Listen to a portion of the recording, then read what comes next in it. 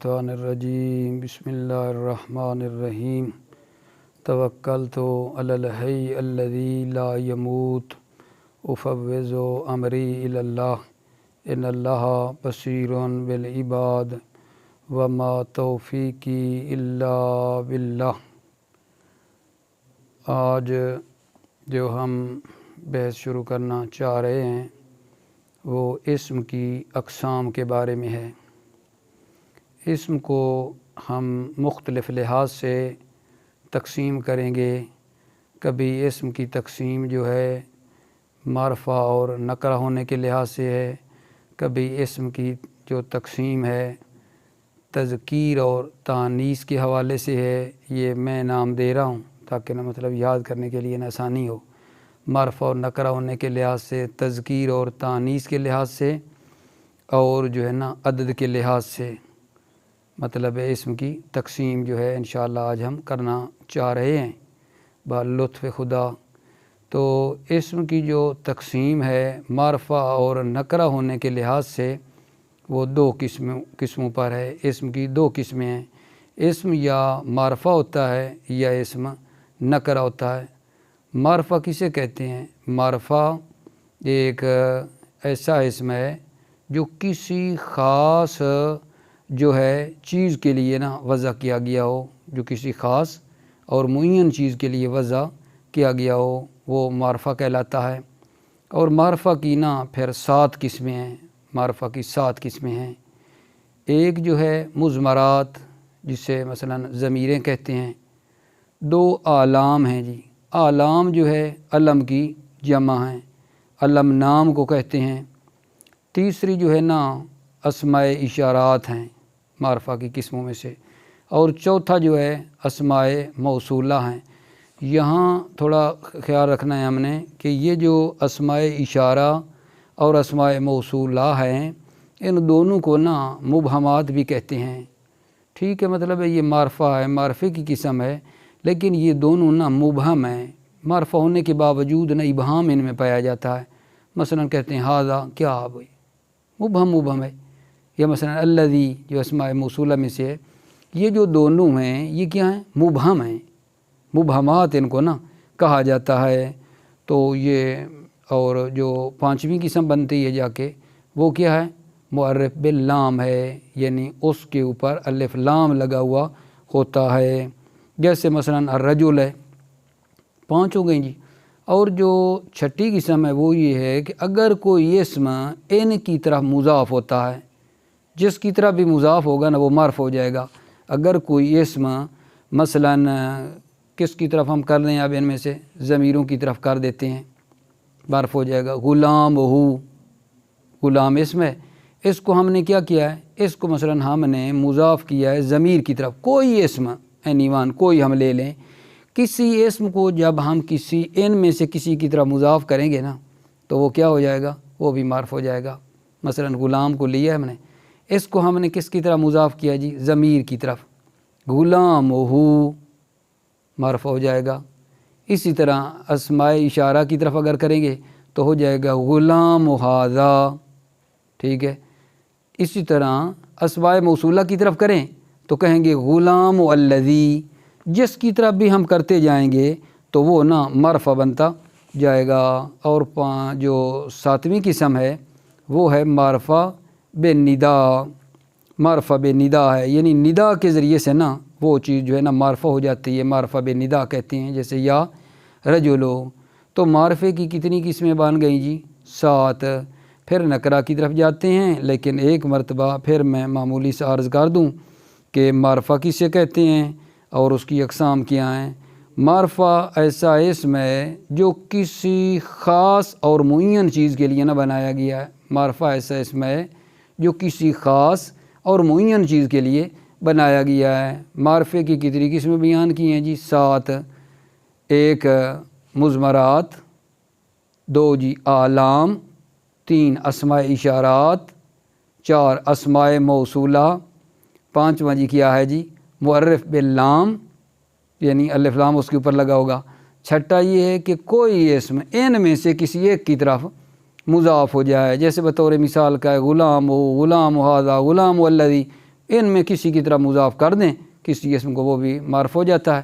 اور ساتویں جو ہے وہ کیا ہے، معرفہ بے ندا ہے، یعنی ندا کے ذریعے سے بھی وہ چیز معرفہ ہوتی ہے، جیسے یا رجلو۔ تو پس معرفہ کی تعریف کی ہے اپنے عزیزوں کی خدمت میں، اور نہ معرفہ کی نہ اقسام بیان کی ہیں، معرفہ کی تعریف کر کے معرفہ کی 7 قسمیں بیان کی ہیں۔ اب وہ دوسری چیز بچ گئی، کیونکہ اسم کو ہم نے معرفہ نکرہ کے لحاظ سے تقسیم کیا، معرفہ اور نکرہ، ٹھیک ہے۔ نکرہ کی تعریف کیا ہے جی، نکرہ اسے کہتے ہیں جو کسی غیر معین چیز کے لیے وضع کیا گیا ہو، معین نہ ہو، غیر معین ہو، جیسے مثلا رجل ہے، کوئی آدمی رجل، فرس، گھوڑا، تو یہ جو ہے نکرہ کہلاتا ہے۔ نکرہ کیا ہے، جو کسی غیر معین چیز کے لیے نہ وضع کیا گیا ہو۔ یہ جی پہلی تقسیم کر ڈالی ہم نے کہ اسم کی تقسیم کی ہے معرفہ اور نکرہ ہونے کے لحاظ سے۔ یہ تقسیم تھی معرفہ اور نکرہ ہونے کے لحاظ سے۔ معرفہ اور نکرہ کا نام رکھ لیں تاکہ نہ مطلب ہمیں یاد کرنے میں نہ آسانی رہے۔ دوسری جو تقسیم کا نام رکھ رہے ہیں وہ یہ اس طرح نام دیتا ہوں، حقیر فقیر سراپہ تقصیر، کہ اسم کو تقسیم کرتے ہیں تذکیر اور تانیث کے لحاظ سے، تذکیر اور تانیث کے لحاظ سے۔ اسم کی نا تذکیر اور تانیث کے لحاظ سے بھی 2 قسمیں ہیں، مذکر، مؤنث۔ مذکر کسے کہتے ہیں جی؟ مذکر اسے کہتے ہیں جس میں علامت تانیث نہ ہو۔ مذکر اسے کہتے ہیں جس میں علامت تانیث نہ ہو، جیسے جی رجل، رجل ہے، اس میں کوئی علامت تانیث نہیں ہے۔ اچھا، تذکیر یعنی مذکر جس میں علامت تانیث نہ ہو، اور مؤنث کسے کہتے ہیں؟ مؤنث اسے کہتے ہیں جس میں علامت تانیث ہو۔ ایسا اسم ہے جس میں علامت تانیث ہو، جیسے امراتن، تا ہے امراتن۔ اب یہاں سوال ہے جی، وہ سوال یہ ہے کہ جی علامت تانیث ہیں بھلا کیا، کتنی ہیں علامت تانیث؟ جواب عرض ہے کہ علامت تانیث 4 ہیں۔ علامت تانیث کتنی؟ 4 ہیں جی۔ ایک تا ہے، تا مثلا کہیں گے کیسے، جیسے طلحتن، طلحہ جو ہے اس کے آخر میں جو تا ہے وہ کیا ہے؟ تائے تانیث ہے۔ یا الف مکسورہ ہے، 2 الف مکسورہ، جیسے حبلا۔ الف ممدودہ ہے مؤنث کی علامت، جیسے حمراء۔ اور ایک نا تائے مقدرہ ہوتی ہے، تائے مقدر میں ہوتی ہے، جیسے ارض جو ہے نا مؤنث ہے، یہ ارضتن۔ تو یہ کیسے پتہ چلتا ہے تائے مقدرہ کا؟ اگر ہم اس کی تصغیر نکالیں نا تو وہ جو تصغیر ہے وہ چیزوں کو اس کی اصل کی طرف نا پلٹا دیتی ہے، کیونکہ ارض کی تصغیر بنتی ہے اریدتن۔ تصغیر چیزوں کو نا جو ان کی اصل ہوتی ہے حقیقت، ان کی طرف جو ہے نا وہ پلٹا کے لے جاتی ہے۔ تو جی تقسیم کیا کیا بھلا؟ تذکیر اور تانیث کے لحاظ سے اسم کو تقسیم کیا ہے، مذکر، مؤنث۔ مؤنث کی علامتیں بیان کر ڈالی ہیں، کی ہیں۔ اب یہ دیکھنا ہے کہ مؤنث کی پھر آگے 2 قسمیں ہیں۔ شروع میں کیا کیا؟ اسم کو تقسیم کیا ہے، مذکر، مؤنث۔ مذکر کی تعریف کی، مؤنث کی تعریف کی، علامت تانیث بیان کی۔ اب یہ ہے کہ مؤنث کی پھر آگے نا 2 قسمیں ہیں مؤنث کی۔ ایک ہوتی ہے میرے عزیزو مؤنث حقیقی، مؤنث حقیقی، اور ایک ہوتی ہے مؤنث لفظی۔ مؤنث حقیقی کسے کہتے ہیں؟ مؤنث حقیقی اسے کہتے ہیں جس کے مقابلے میں کوئی جاندار مذکر ہو، جس کے مقابلے میں کوئی جاندار مذکر ہو اسے کہتے ہیں مؤنث حقیقی۔ جیسے مثلا جی امراتن، امراتن کے مقابلے میں کیا ہے؟ رجل، رجل امراتن کے مقابلے میں ہے۔ یا مثلا جناب عرض کریں کہ ناقتن، ٹھیک ہے نا، ناقتن کے مقابلے میں کیا ہے؟ جمل، اونٹ۔ اونٹ اونٹ نہیں، مرد عورت، یہ جو ایک دوسرے کے مقابلے میں ہے نا، ان کو کیا کہتے ہیں؟ جس کے مقابلے میں کوئی جاندار مذکر ہو اسے کیا کہتے ہیں؟ مؤنث حقیقی کہتے ہیں۔ اچھا، مؤنث حقیقی کے مقابلے میں جو ہے نا وہ ہے مؤنث لفظی۔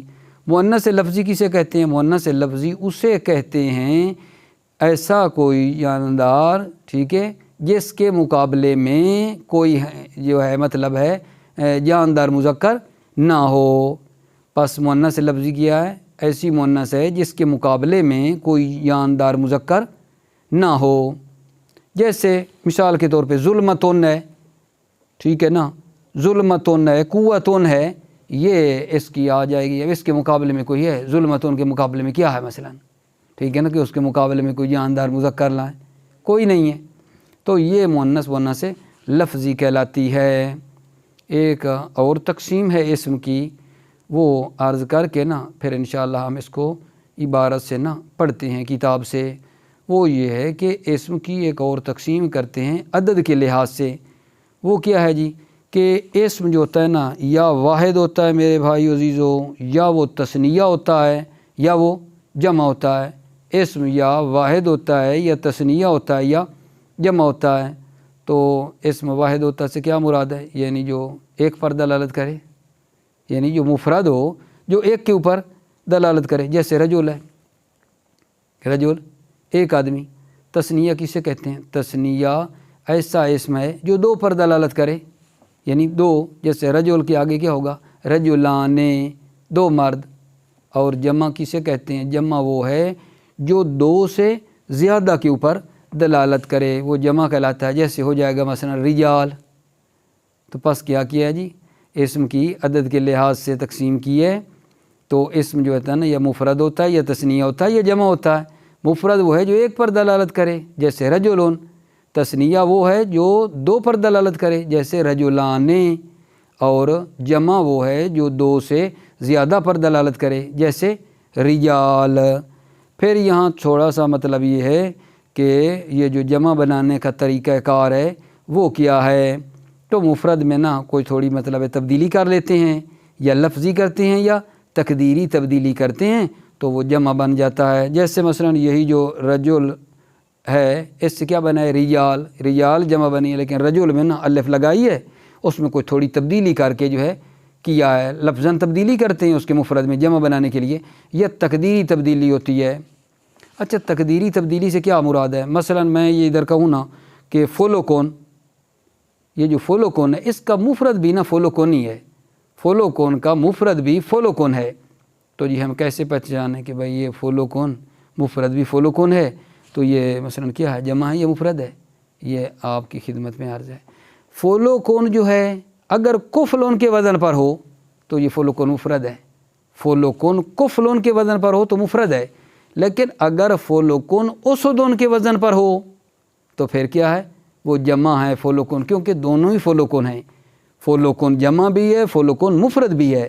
تو کیسے پتہ چلے؟ فولوکون کفلون کے وزن پر ہو تو یہ فولوکون مفرد ہے، اگر اسودون کے وزن پر ہو تو یہ کیا ہے جی؟ جمع ہیں، ٹھیک ہے۔ ممکن ہے جی آپ عزیز سوال کریں کہ اچھا ٹھیک ہے، یہ ہمیں کیسے یہ تو چلو کوئی کہے گا فولوکون، جی میں نہ پوچھ رہا ہوں، فولوکون بار وزن کوفلون، ٹھیک ہے نا، تو بھائی یہ تو بھائی نا مفرد ہو گیا۔ لیکن اگر کوئی کہے فولوکون بار وزن اوسودون تو یہ تو جمع ہو گیا، ٹھیک ہے نا، لیکن کتابوں میں کوئی تھوڑا پوچھا جاتا ہے، وہاں اگر فولوکون لکھا ہوا ہو، ٹھیک ہے، تو بھائی وہ پتہ نہیں مفرد ہوگا یا جمع ہوگا، کتاب میں وہ کوئی پوچھنے والا ہے کہ کہے فولوکون بار وزن اوسودون، میں پوچھ رہا ہوں اگر صاحب مجھے یہ جواب دو، یا فولوکون بار وزن کوفلون ہے، تو بھائی جناب علی آپ بتائیں یہ کیا ہے؟ مفرد ہے جی۔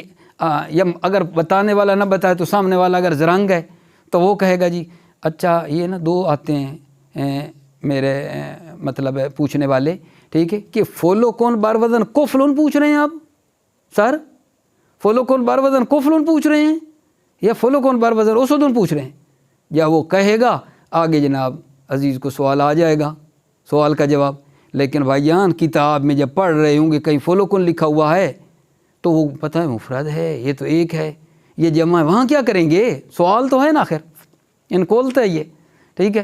تو وہاں بھی انشاءاللہ میں اپنے عزیزوں کی خدمت میں عرض کروں گا کہ پریشان ہونے کی ضرورت نہیں ہے، وہاں بھی نا قرینے موجود ہوتے ہیں، قرینہ حالیہ یا قرینہ کوئی لفظی وغیرہ جو ہے نا موجود ہوتا ہے، جس سے نا مطلب ہے وہ پتہ چل جاتا ہے، ٹھیک ہے، کہ یہ جو فولوکون ہے یہ مفرد ہے یا مثلا کیا ہے؟ جمع ہے۔ مثلا جب اس کی طرف کوئی نہ کوئی ضمیر پلٹ رہی ہوگی، ظاہر ہے اگر مفرد کی ضمیر اس کی طرف پلٹ رہی ہے تو آپ اس سے سمجھ جائیں گے کہ بھائی یہ ضمیر مفرد کی پلٹ رہی ہے، جمع ہوتی تو مفرد کی پلٹتی، ٹھیک ہے نا، اس سے آپ سمجھ لیں گے کہ بھائی یہ فلوکن جو ہے نا یہ مفرد ہے۔ لیکن اگر وہ ضمیر مفرد کی نہیں، ٹھیک ہے، جمع کی ضمیر ہے، وہ پلٹ رہی ہے، تو اس سے آپ اندازہ لگا لیں گے کہ یہ جو ہے فلوکن جمع ہے۔ مطلب یہ ہے کہ عبارت سے نا قرائن ہوتے ہیں جن سے نا پتہ چل جاتا ہے، ایسی کوئی بات نہیں ہے، ٹھیک ہے۔ اب انشاءاللہ عبارت سے ہم پڑھتے ہیں، بھلا ہم نے کیا ہے۔ ایک لحظہ آپ عزیزوں کا لے کر تھوڑا ایک مرتبہ میری طرف دھیان دینا، ٹھیک ہے، میں عبارت کی طرف جا رہا ہوں۔ وہ یہ ہے کہ آج کے اس جلسے میں ہم نے اسم کی تقسیم کو نا مطلب ہے پڑھا ہے۔ اسم کو تقسیم کیا ہے معرفہ اور نکرہ ہونے کے لحاظ سے، معرفہ کی تعریف کی ہے، معرفہ کی 7 قسمیں بیان کی ہیں، نکرہ کی تعریف کی ہے، پھر اسم کو تقسیم کیا ہے تذکیر اور تانیث کے لحاظ سے، ٹھیک ہے، مذکر کی تعریف کی ہے، مؤنث کی تعریف کی ہے، مؤنث کی علامات بیان کی ہیں، اور مؤنث کو پھر 2 حصوں میں تقسیم کیا ہے، مؤنث حقیقی، مؤنث لفظی۔ ان کی تقسیم کے بعد ایک ہم نے اسم کی ایک اور تقسیم پڑھی ہے آخر میں، وہ یہ تھی کہ اسم کی عدد کے لحاظ سے اسم یا مفرد ہوتا ہے یا تثنیہ ہوتا ہے یا جمع ہوتا ہے۔ اب آئیں اس کو ہم کتاب سے نا پڑھتے ہیں۔ بسم اللہ الرحمن الرحیم۔ فصل، اسم 2 قسم پر ہے، معرفہ نکرہ۔ معرفہ ایسا اسم ہے جو کسی خاص اور معین چیز کے لیے بنایا گیا ہو، جو کسی خاص اور معین چیز کے لیے بنایا گیا ہو، اور اس کی 7 قسمیں ہیں جی۔ معرفہ کی تعریف کے بعد اس کی 7 قسمیں ہیں۔ نمبر 1 مضمرات، مضمرات ضمیریں۔ 2 اعلام، اعلام علم کی جمع ہیں، علم نام کو کہتے ہیں، جیسے جی زیدن اور عمرن، یہ علم ہیں۔ اسماء اشارات، اسماء موصولہ، ان دونوں کو مبہمات کہتے ہیں، ٹھیک ہے۔ اگرچہ یہ معرفہ ہیں مگر ان کی اصل وضع میں ابہام ہے، اس وجہ سے باوجود معرفہ ہونے کے مبہم کہلاتے ہیں، کیونکہ اصل میں یہ وضع میں دیکھ رہے ہیں نا مبہم ہیں۔ اور 5ویں کیا ہے جی؟ معرف باللام، یعنی وہ اسم جس پر الف لام داخل کر کے معرفہ کیا گیا ہو، جیسے الرجل، الف لام داخل کیا ہے نا۔ اور 6 جی، اور ایسا اسم جو ان مذکورہ قسموں میں سے کسی ایک کی طرف مضاف ہو، یعنی کوئی اسم لے آئیں جو ہم نے پڑھی ہیں ان کی طرف کسی کی طرف مضاف کر دیں، جیسے غلام ہو، یہ غلام مضاف ہوا ہے، بلا کس کی طرف؟ یہاں ضمیر کی طرف مضاف ہوا ہے، ہو ضمیر کی طرف ہوا ہے۔ غلام زیدن، ٹھیک ہے، یہاں بھی مضاف ہے لیکن کس کی طرح مضاف ہے؟ علم کی طرح مضاف ہوا ہے، تھا نا ان میں علام بھی تھا، تو ان کی طرف بھی ہو جائے تو کیا ہو جائے گا؟ معرف ہو جائے گا۔ غلام حاضہ، یہاں اس میں اشارہ کی طرح مضاف ہوا ہے، ٹھیک ہے، دیکھ رہے ہیں نا، غلام مضاف ہوا ہے حاضہ کی طرف جو کہ مطلب ہے اشارہ ہے۔ غلام والذی عندی، غلام یہاں کس کی طرح مضاف ہوا ہے؟ الذی، جو مطلب اس میں موصولہ ہے اس کی طرف مضاف ہوا ہے۔ غلام الرجل، یہاں معرف باللام کی طرف مضاف ہوا ہے، تو کسی کی طرح مطلب ہے ہو جائے گا تو وہ معرف ہو جائے گا۔ معرفہ بالندا، ندا کے ذریعے معرف ہوتا ہے، یعنی ایسا اسم جس کو حرف ندا داخل کر کے معرفہ کیا گیا ہو، اسے کہتے ہیں معرفہ بالندا، جیسے یا رجو لو، ٹھیک ہے جی۔ معرفہ کی تعریف، معرفہ کی اقسام بیان۔ نکرہ جی، نکرہ کی تعریف کریں۔ نکرہ ایسا اسم ہے جو غیر معین یعنی عام چیز کے لیے وضع کیا گیا ہو، غیر معین یعنی عام چیز کے لیے وضع کیا گیا ہو، جیسے رجلون، رجلون کوئی ایک آدمی، فراسون کوئی ایک گھوڑا۔ یہ نا پہلی تقسیم ہم نے کی ہے معرفہ اور نکرہ کے لحاظ سے۔ اب آ جائیں جی دوسری تقسیم، جس کو نام دے رکھا ہے ہم نے تذکیر اور تانیث کے لحاظ سے۔ اسم پھر 2 قسم پر ہے، مذکر مؤنث۔ مذکر جی کسے کہتے ہیں؟ وہ اسم ہے جس میں علامت تانیث نہ ہو، علامت تانیث نہ ہو، جیسے رجلون آدمی۔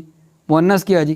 مؤنث وہ اسم ہے جس میں علامت تانیث ہو، علامت تانیث وہاں ہونی چاہیے، جیسے امراتون، تا جو ہے علامت تانیث ہے، عورت، ٹھیک ہے نا۔ مذکر مؤنث کے بعد کیا جی؟